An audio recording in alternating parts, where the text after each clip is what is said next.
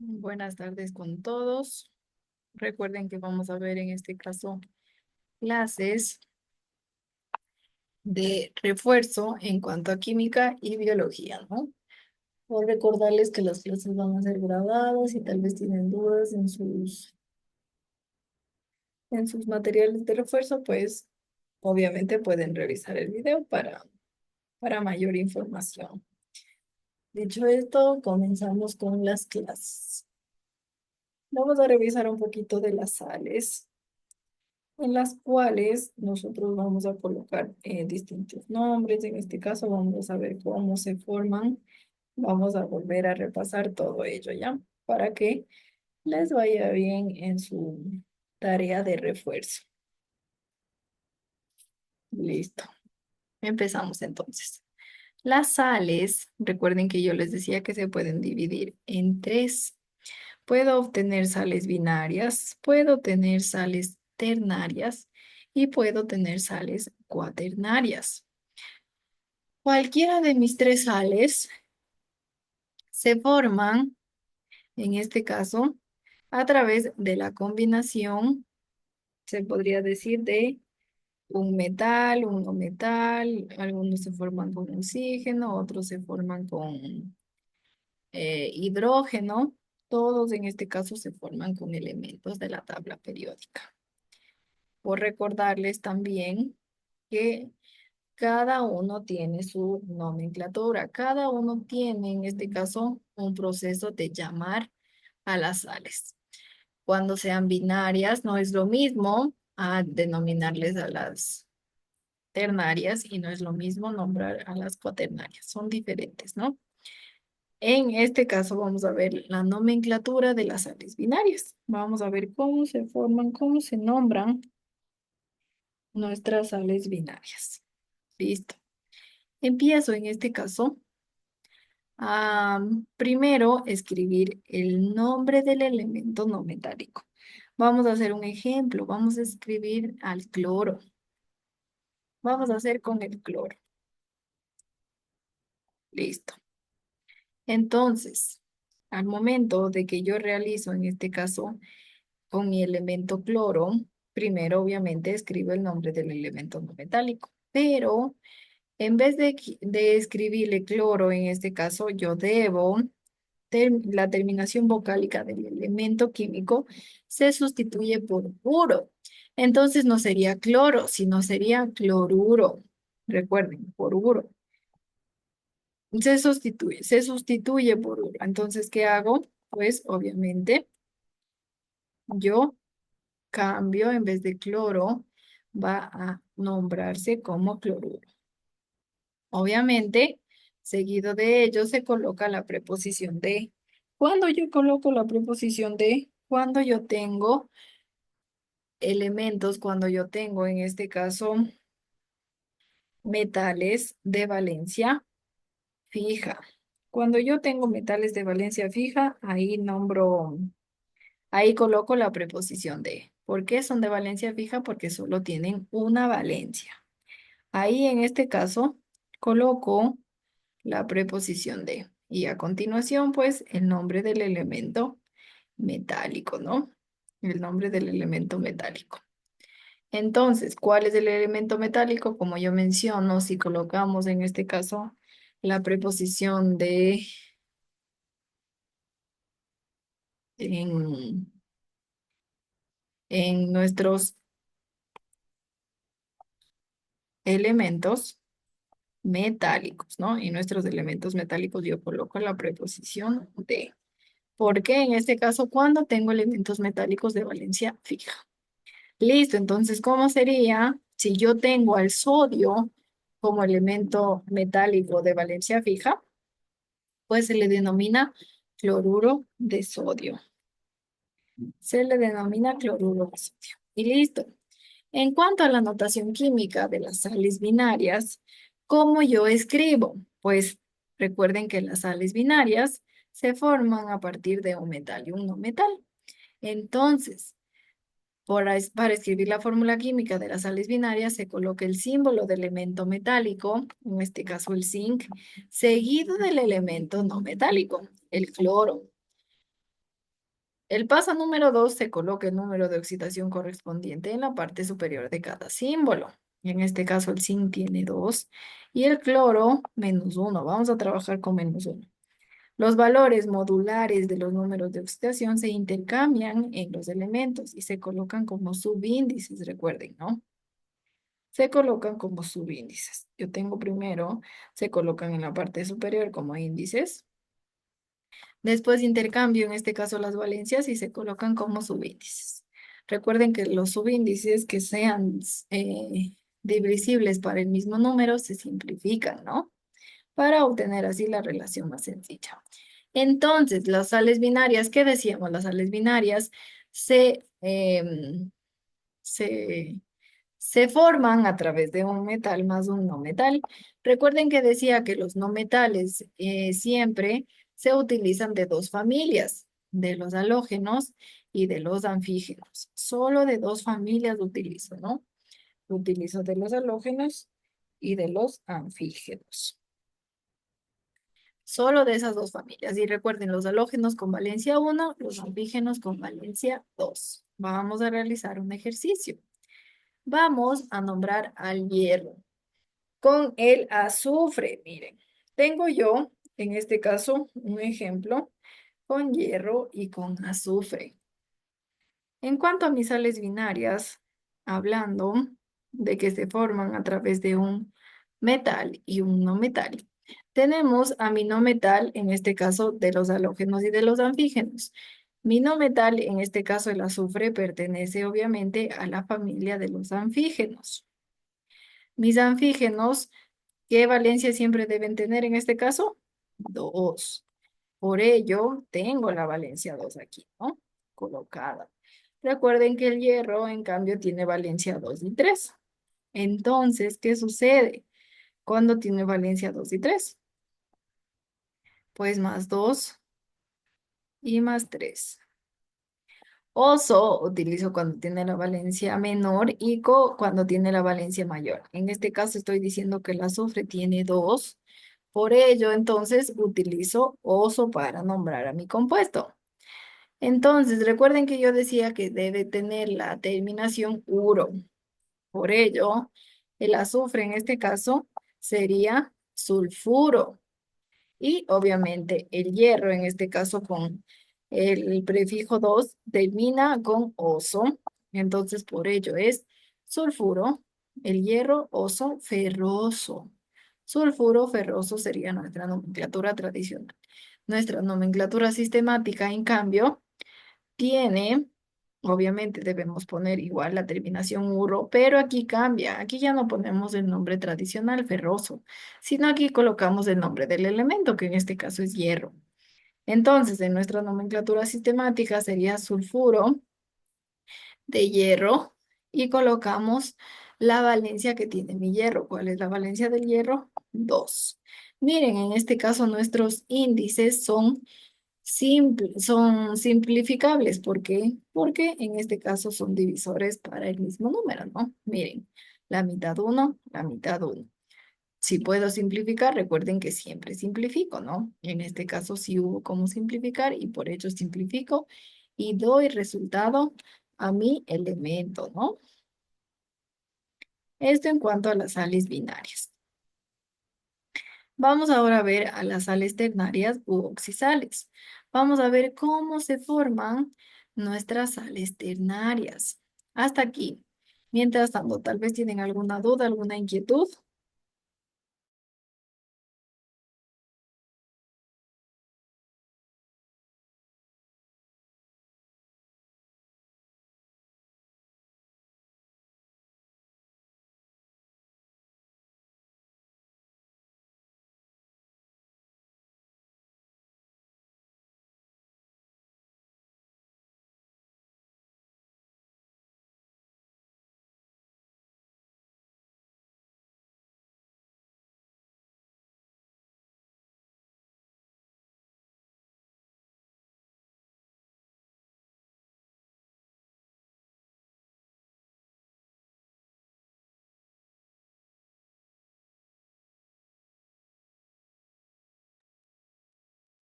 Ya. Bueno, si no existe ninguna duda, en este caso seguimos con las nomenclaturas en cuanto a las sales ternarias. ¿Qué quiere decir ternarias? Pues que yo ya tengo tres elementos en mi composición. Vamos a ver entonces. Para nombrar en este caso las sales ternarias se escribe el anión poliatómico oxigenado seguido de la preposición de. Y después se anota el elemento metálico. En el caso de ser un metal con número de oxidación variable, se especifica con números romanos y entre paréntesis, ¿no? Y pues si es un metal de valencia fija, pues se coloca la preposición de. Listo. Entonces, vamos a estos ejemplos. Miren, aquí tengo el sodio, el carbono y el oxígeno. En este caso, nuestra sal se le denomina carbonato. Recuerden que ya vamos a ver en la nomenclatura, siempre yo termino colocando ato a mis nombres, a mi nombre tradicional. Siempre coloco la palabra ato. Y después, en este caso, carbonato de, y coloco el elemento, en este caso, el sodio. Carbonato de sodio. Recuerden que algunos,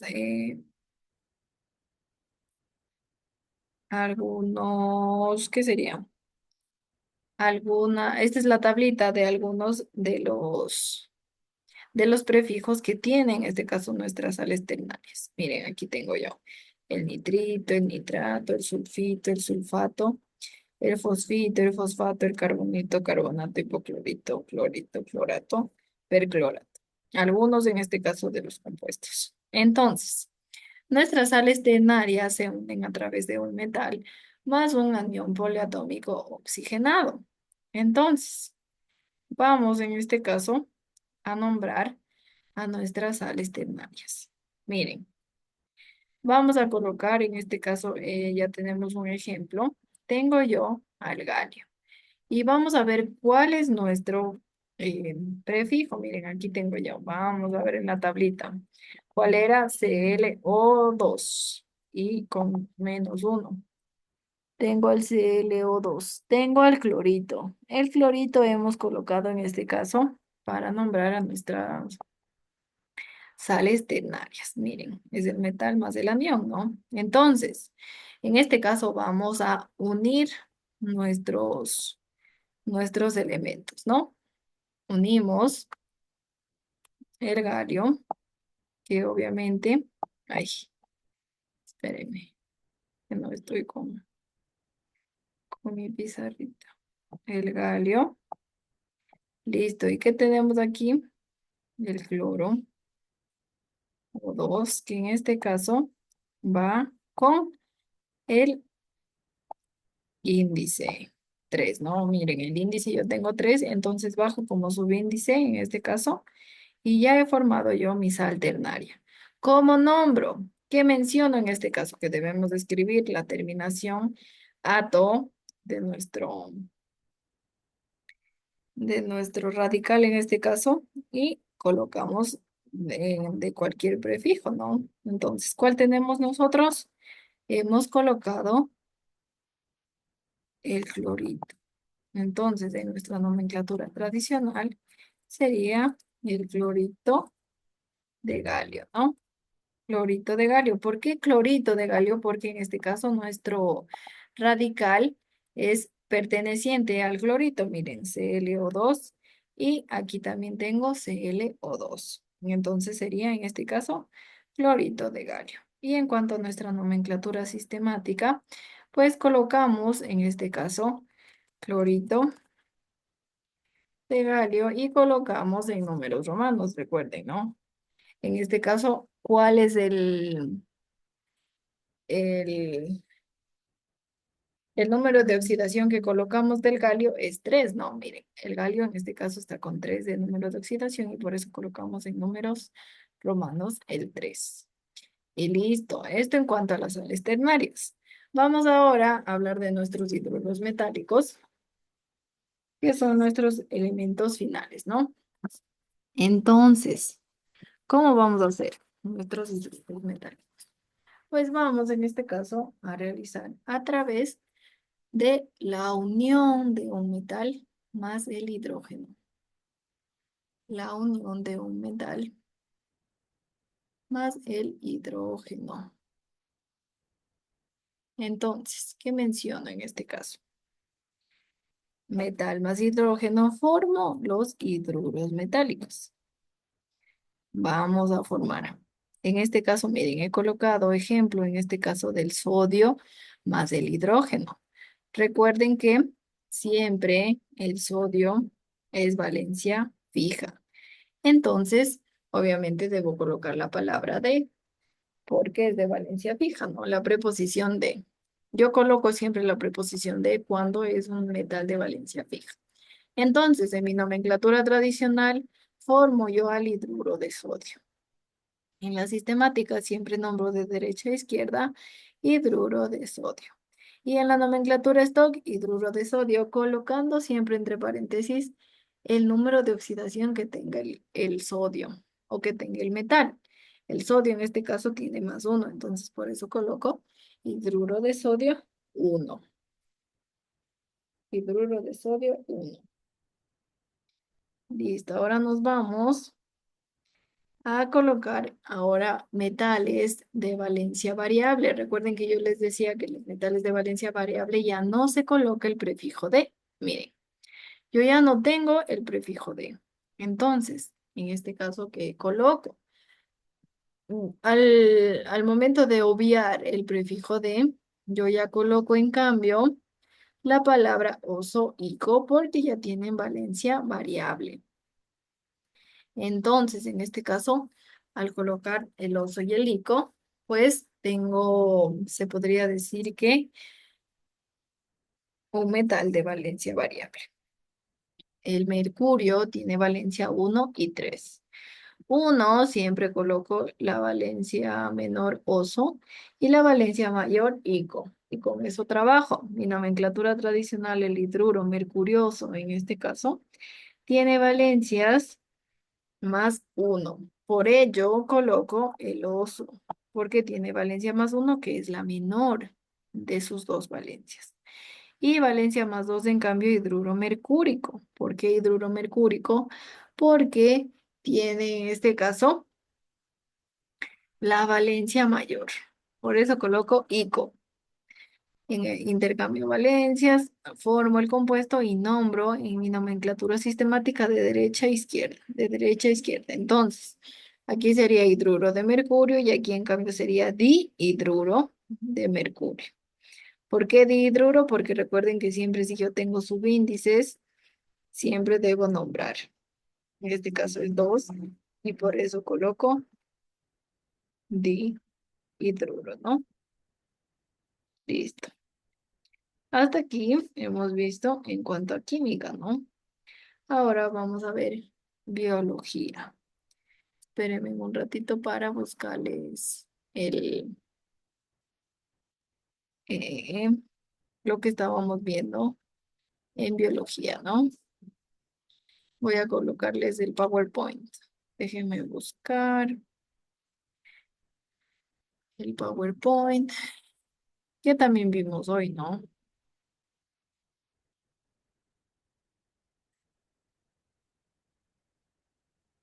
Eh,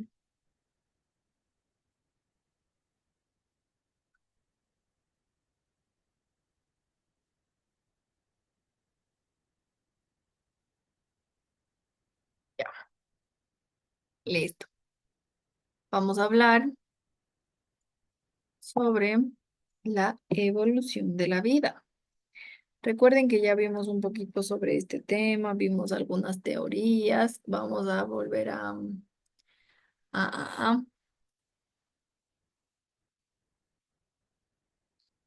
a volver a realizar en este caso estas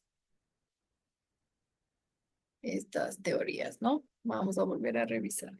Listo, empezamos entonces con el origen de las especies.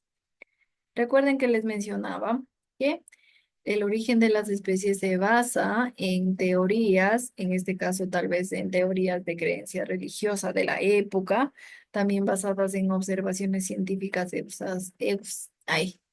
exhaustivas y pues en ello conlleva numerosos problemas. E incluso también se podría decir que el descrédito de algunos científicos en desacuerdo con algunas de estas teorías que ya vamos a ver. Recuerden que siempre digo que esas teorías están influenciadas, a veces están influenciadas por las creencias religiosas de la época o también basadas en observaciones científicas, como menciono, exhaustivas, pero algunas de ellas, por basarse simplemente en observaciones científicas, obviamente conlleva a que existan numerosos problemas e incluso el descrédito de algunos científicos en desacuerdo con algunas de estas teorías que se van creando.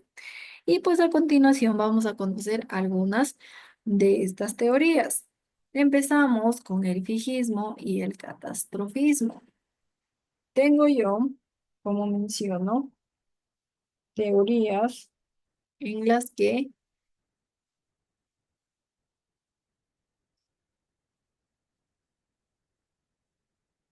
eh, se basa a través de una creencia religiosa o tal vez de una interpretación literal de la Biblia.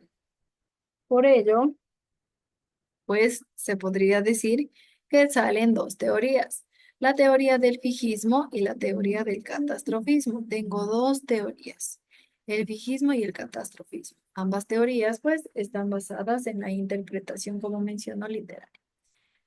Hablando de la teoría fijista, hablando del fijismo, pues según esta teoría menciona que todas las especies tienen su origen en la creación de la Biblia y que todas las especies se han mantenido tal y cómo formaron, y tal y cómo se formaron, tal y como estuvieron creadas hasta la actualidad. O sea, no hubo ninguna evolución, se podría decir, ¿no? La teoría fijista, repito, que dice, pues que nos menciona que todas las especies tienen su origen en la creación bíblica y que se han mantenido tal y como fueron creadas hasta la actualidad. O sea, no ha habido ninguna evolución, ¿no? En la teoría catastrofista, en cambio, pues nos dice que existe o que hubo varias extinciones de algunas especies que coincide en este caso con las catástrofes descritas en la Biblia. Y pues se podría decir que estas catástrofes explicarían la existencia de fósiles de especies que ya no existen. Porque en cuanto a la teoría fijista, si menciona que tiene origen en la creación bíblica, pues todos los todos los seres vivos, se podría decir que no han tenido ninguna evolución, están tal cual eh, Dios los creó, pues en este caso todos después surgen en preguntas, ¿no? Y mencionan, pero ¿y los fósiles que no son iguales a los que existen ahora porque existen estos fósiles? Entonces, por ello, la teoría catastrofista se puede decir que ahí ya existe una explicación en cuanto a la existencia de fósiles, ¿no? Porque la teoría catastrofista dice que hubo extinciones de algunas especies y ahí coincide con las catástrofes descritas de la Biblia. Y estas catástrofes obviamente explican la existencia de fósiles. Listo. Esto en cuanto a estas dos teorías. Recuerden que estas dos teorías es basadas en la interpretación literal de la Biblia. El lamarquismo, en cambio, se podría decir que se considera la primera teoría evolucionista, en cambio. El lamarquismo considera la primera teoría evolucionista, esto en este caso de la historia científica y moderna. La teoría de Lamarck se puede resumir en los siguientes tres puntos. La teoría de Lamarck nos dice que todas las especies actualmente proceden de otras especies anteriores y que a partir de estas especies anteriores, de las cuales se han originado, pues tienen cambios sucesivos. En este caso se puede decir que tiene evoluciones, ¿no? Y estos cambios, estas evoluciones se han producido por un esfuerzo intencionado de los organismos. ¿Qué quiere decir en este caso un esfuerzo intencionado de los organismos? Pues que tienen o que surgen cualidades mejoradas, serán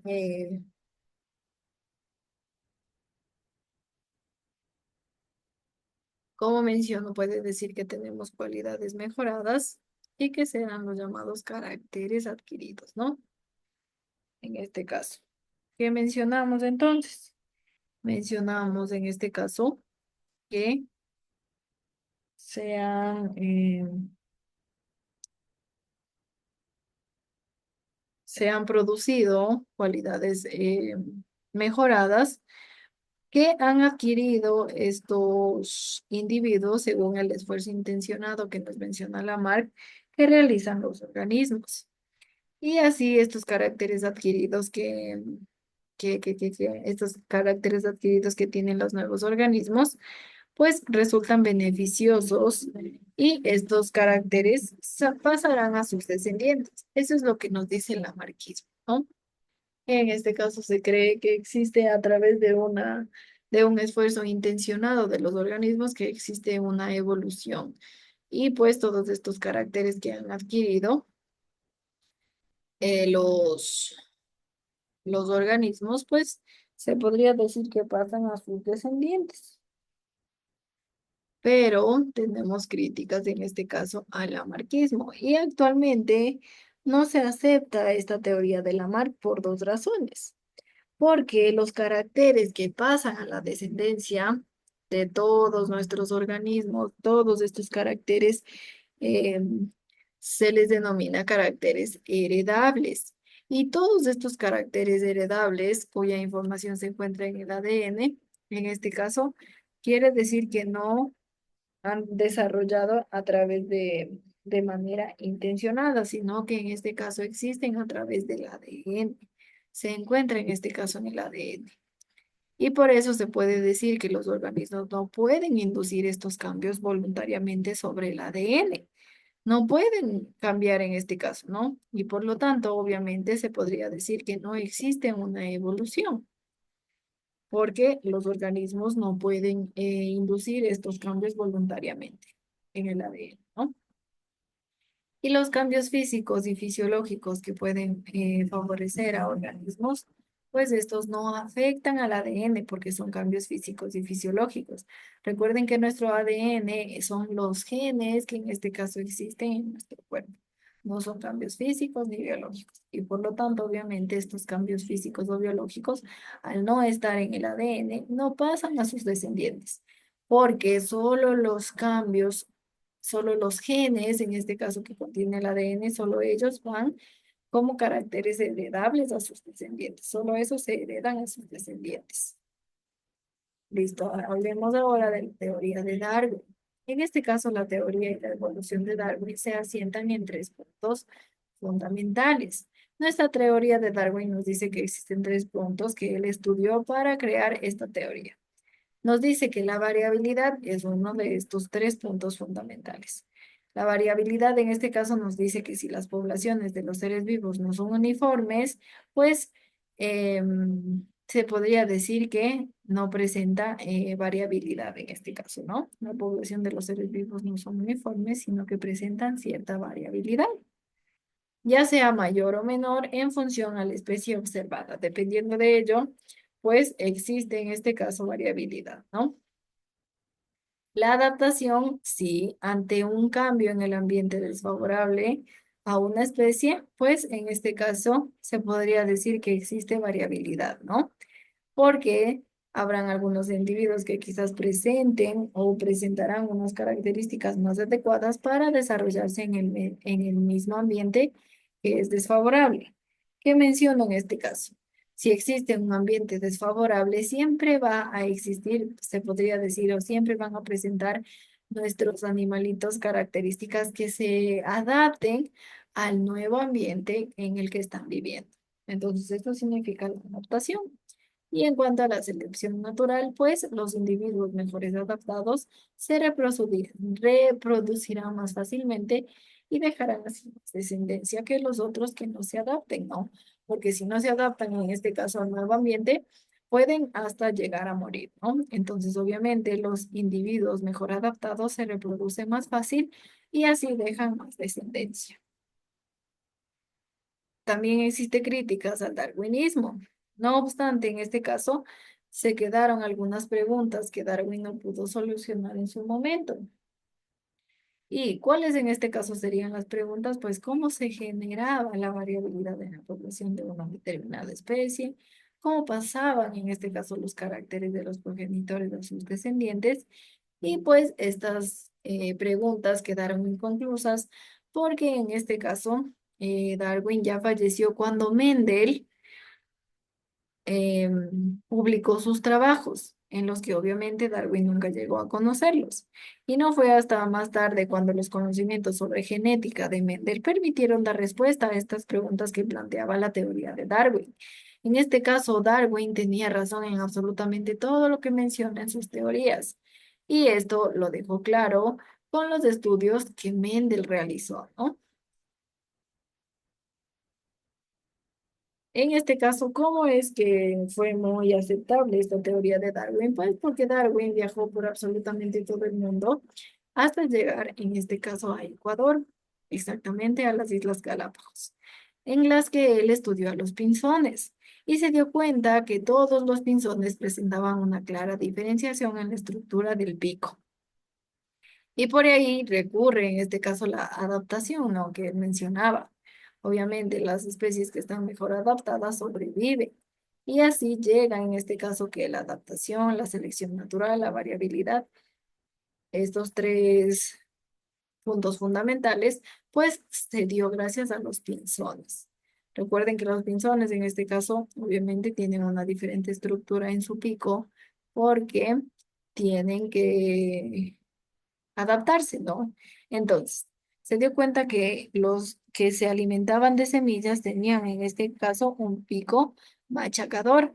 Los que se alimentaban en cambio de insectos, pues tenían un pico más alargado, obviamente, para poder introducir, en este caso, para poder introducir su pico en el suelo y así poder lograr alimentarse de los insectos, de las larvas. Por ello, en este caso, tenían un pico más alargado. Y las que se alimentaban de, de frutas, en este caso, pues tenían un pico obviamente adecuado para poder rasgar la fruta y así poder alimentarse, ¿no? En este caso, esta fue la teoría de Darwin, ¿no? Aquí se basó en los pinzones. Vamos ahora a hablar de la teoría del neodarwinista o sintética. Esta teoría se podría decir que tiene tres mecanismos muy importantes en cuanto a la evolución.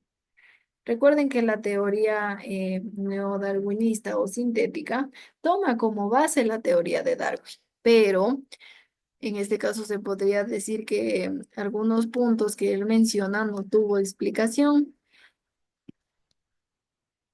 Y pues a continuación, como menciono, vamos a ver los mecanismos evolutivos que menciona esta teoría. ¿Cuáles son los mecanismos?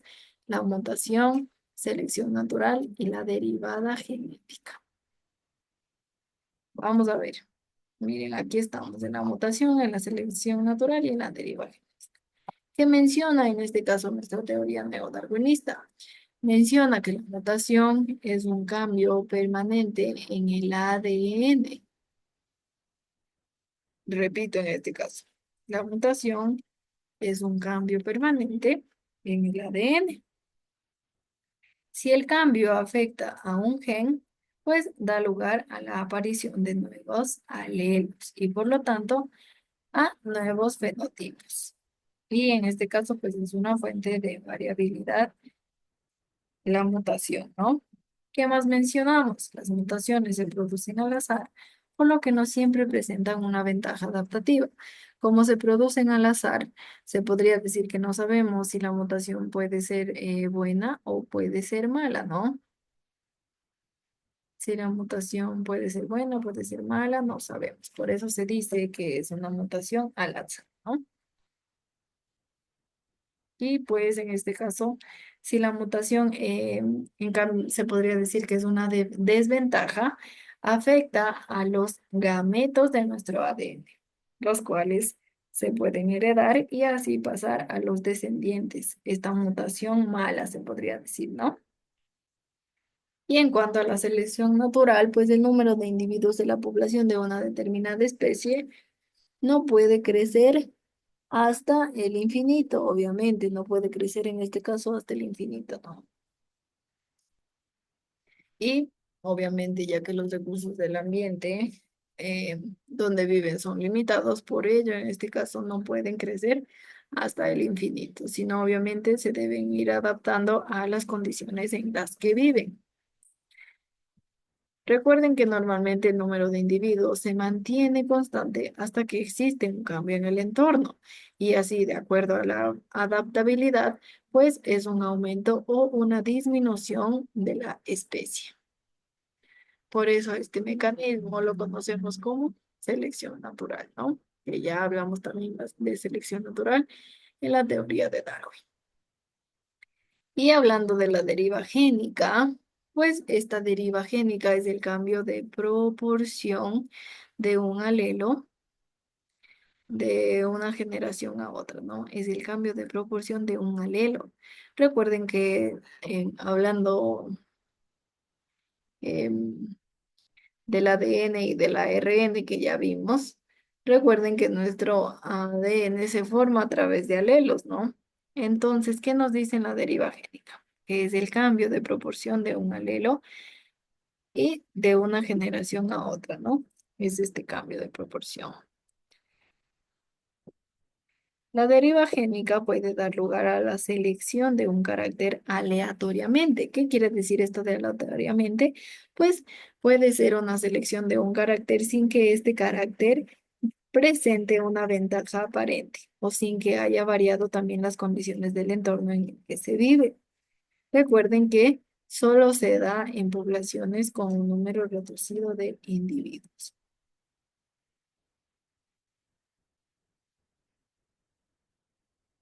Listo, entonces, esto en cuanto a la teoría del neodarwinismo.